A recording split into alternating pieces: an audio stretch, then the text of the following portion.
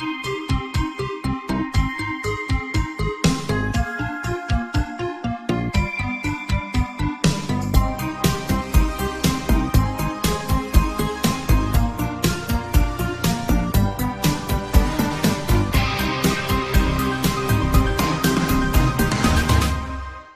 Enigma of Aztec Sacrifice. On the morning of November 8, 1519, a small band of bearded, dirty, exhausted Spanish adventurers stood at the edge of a great inland lake in central Mexico, staring in disbelief at the sight before them. Rising from the center of the lake was a magnificent island city, shining chalk-white in the early sun. Stretching over the lake were long causeways teeming with travelers to and from the metropolis. Tenochtitlan, the capital of the Aztec Empire, now known as Mexico City. The Spaniards, under the command of Hernán Cortés, were fresh from the wars of the Mediterranean and the conquest of the Caribbean. Tough and ruthless men, number fewer than 400, they had fought their way up from the eastern tropical coast of Mexico. Many had been wounded or killed in battles with hostile Indians on the long march. Possibly all would have died but for their minuscule cavalry of 15 horses which terrified the Indians, who thought the animals were gods, and the aid of a small army of Indian allies, enemies of the Aztecs. The panorama of the Aztec citadel across the water seemed to promise the Spaniards the riches that had eluded them all their lives. One of them, Bernal Diaz del Castillo, later wrote, "To many of us it appeared doubtful whether we were asleep or awake. Never yet did man see, hear, or dream of anything equal to our eyes this day." For the Spaniards, it was a vision of heaven. Slightly more than a year and a half later, in the early summer of 1521, it was a glimpse of hell. Again the Spaniards found themselves on the lake shore, looking toward the great capital. But this time they had just been driven back from the city by the Aztec army. 62 of their companions had been captured, and Cortés and the other survivors helplessly watched a pageant being enacted a mile away across the water on one of the major temple pyramids of the city. As Bernal Diaz later described it, the dismal drum of Huichilobos sounded again, accompanied by conchas, horns, and trumpet-like instruments. It was a terrifying sound, and when we looked at the tall Q temple pyramid from which it came, we saw our comrades who had been captured in Cortés' defeat being dragged up the steps to be sacrificed. When they had hauled them up to a small platform in front of the shrine where they kept their accursed idols, we saw them put plumes on the heads of many of them, and then they made them dance with a sort of fan in front of Huichilobos.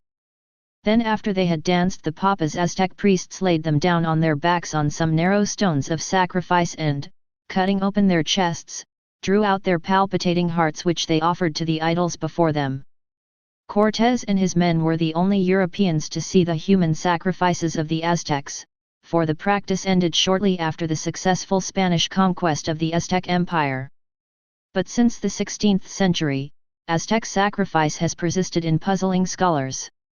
No human society known to history approached that of the Aztecs in the quantities of people offered as religious sacrifices. 20,000 a year is a common estimate. A typical anthropological explanation is that the religion of the Aztecs required human sacrifices, that their gods demanded these extravagant, frequent offerings.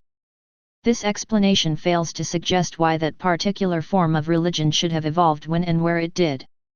I suggest that the Aztec sacrifices, and the cultural patterns surrounding them, were a natural result of distinctive ecological circumstances.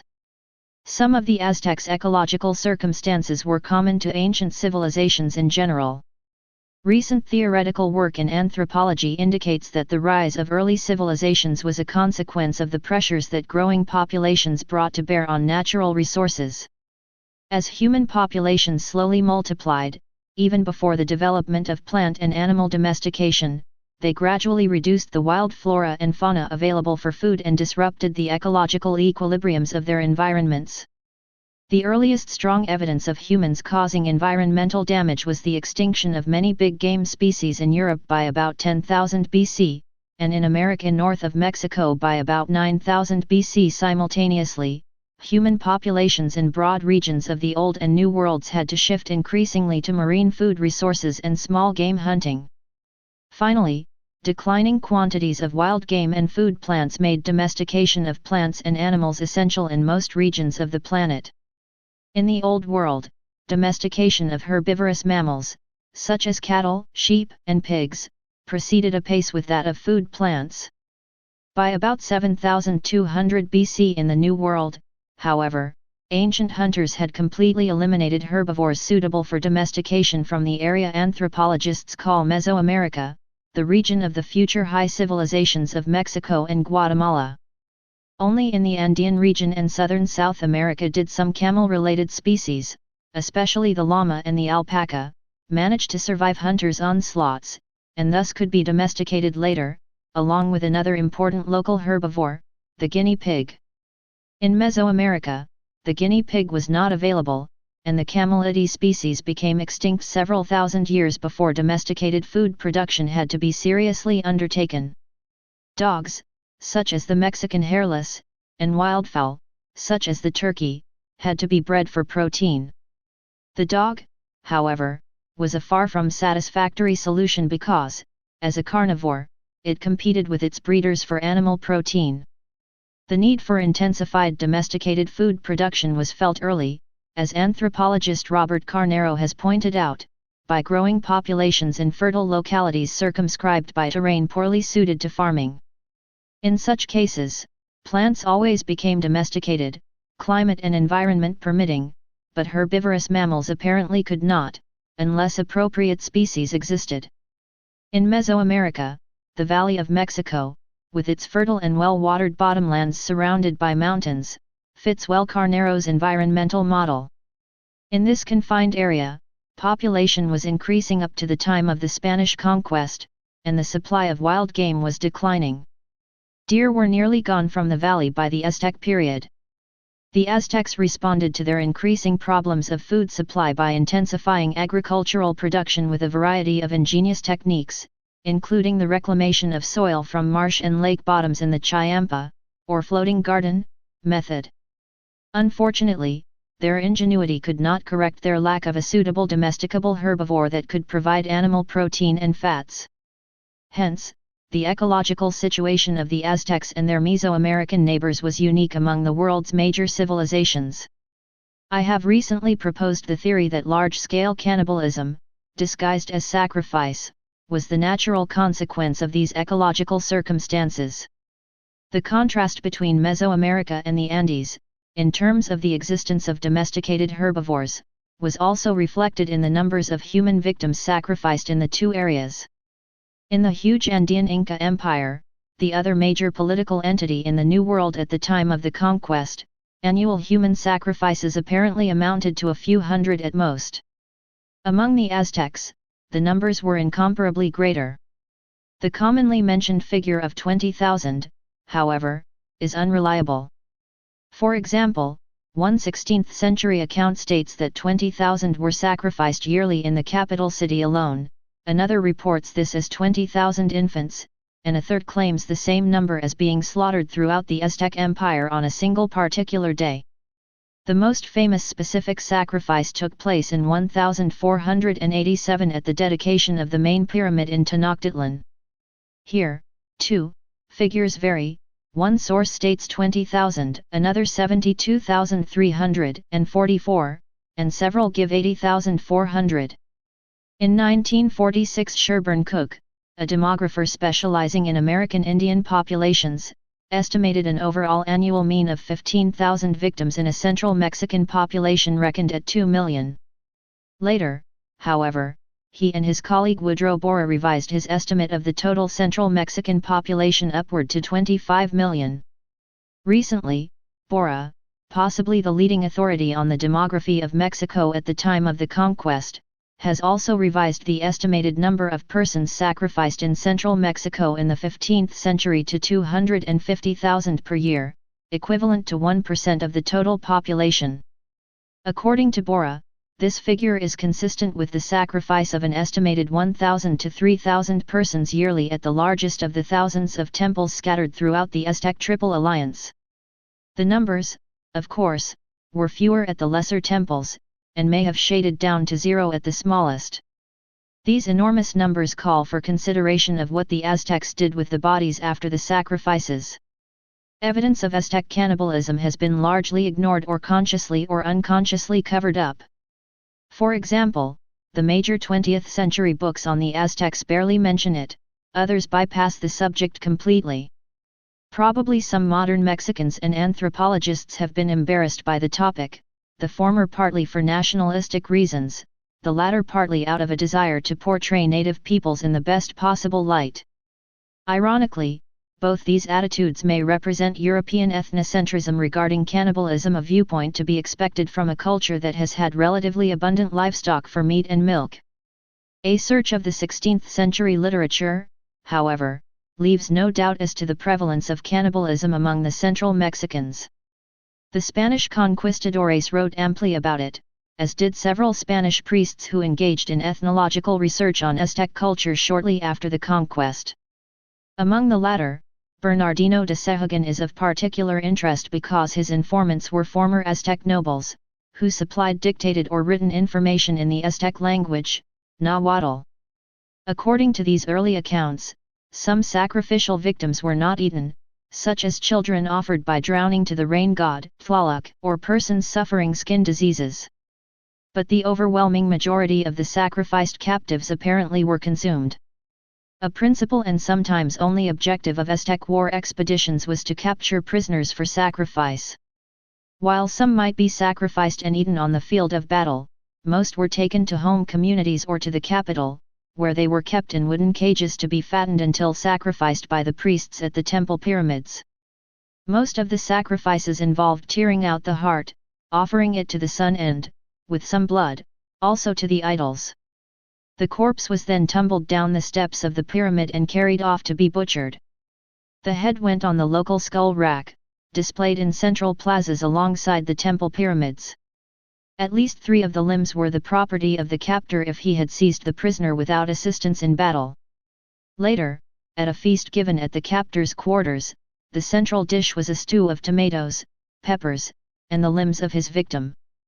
The remaining torso, in Tenochtitlan at least, went to the royal zoo where it was used to feed carnivorous mammals, birds, and snakes.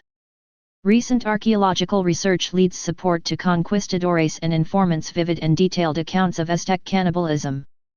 Mexican archaeologists excavating at an Aztec sacrificial site in the Tlatelolco section of Mexico City between 1960 and 1969 uncovered headless human rib cages completely lacking the limb bones.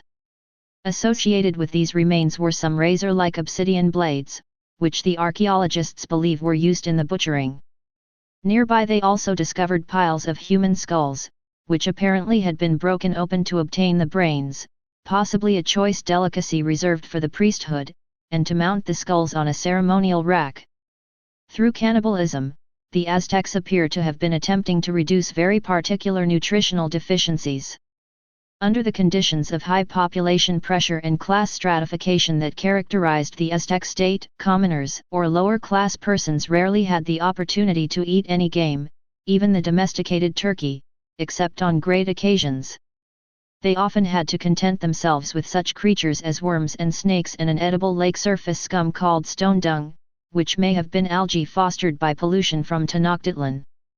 Preliminary research seems to indicate that although fish and waterfowl were taken from the lakes, most of the Aztec poor did not have significant access to this protein source and were forced to be near vegetarians, subsisting mainly on domesticated plant foods such as maize and beans. The commoners theoretically could get the 8 essential amino acids necessary for building body tissues from maize and beans. A combination of the two foods complement each other in their essential amino acid components. However, recent nutritional research indicates that in order to assure that their bodies would use the 8 essential amino acids to rebuild body tissues, and not simply siphon off the dietary protein as energy, the Aztec commoners would have had to consume large quantities of maize and beans simultaneously or nearly simultaneously year-round. But crop failures and famines were common. According to Duran, a 16th-century chronicler, poor people often could not obtain maize and beans in the same season, and hence could not rely upon these plants as a source of the essential amino acids. How did the Aztecs know they needed the essential amino acids? Like other organisms perfected under natural selection, the human body is a homeostatic system that, under conditions of nutritional stress, tends to seek out the dietary elements in which it is deficient. Without this innate capacity, living organisms could not survive. Another Aztec dietary problem was the paucity of fats, which were so scarce in central Mexico that the Spaniards resorted to boiling down the bodies of Indians killed in battle in order to obtain fat for dressing wounds and tallow for caulking boats. While the exact amount of fatty acids required by the human body remains a subject of uncertainty among nutritionists, they agree that fats, due to their slower rate of metabolism, provide a longer-lasting energy source than carbohydrates. Fatty meat, by providing not only fat, which the body will use as energy, but also essential proteins, assures the utilization of the essential amino acids for tissue building. Interestingly, prisoners confined by the Aztecs in wooden cages prior to sacrifice would be fed purely on carbohydrates to build up fat. In contrast to the commoners, the Aztec elite normally had a diet enriched by wild game imported from the far reaches of the empire where species had not been so depleted. But even nobles could suffer from famines and sometimes had to sell their children into slavery in order to survive. Not surprisingly, the Aztec elite apparently reserved for themselves the right to eat human flesh, and conveniently, times of famine meant that the gods demanded appeasement through many human sacrifices. At first glance, this prohibition against commoners eating human flesh casts doubt on cannibalism's potential to mobilize the masses of Aztec society to engage in wars for prisoners. Actually, the prohibition was, if anything, a goad to the lower class to participate in these wars, since those who single-handedly took captives several times gained the right to eat human flesh. Successful warriors became members of the Aztec elite and their descendants shared their privileges.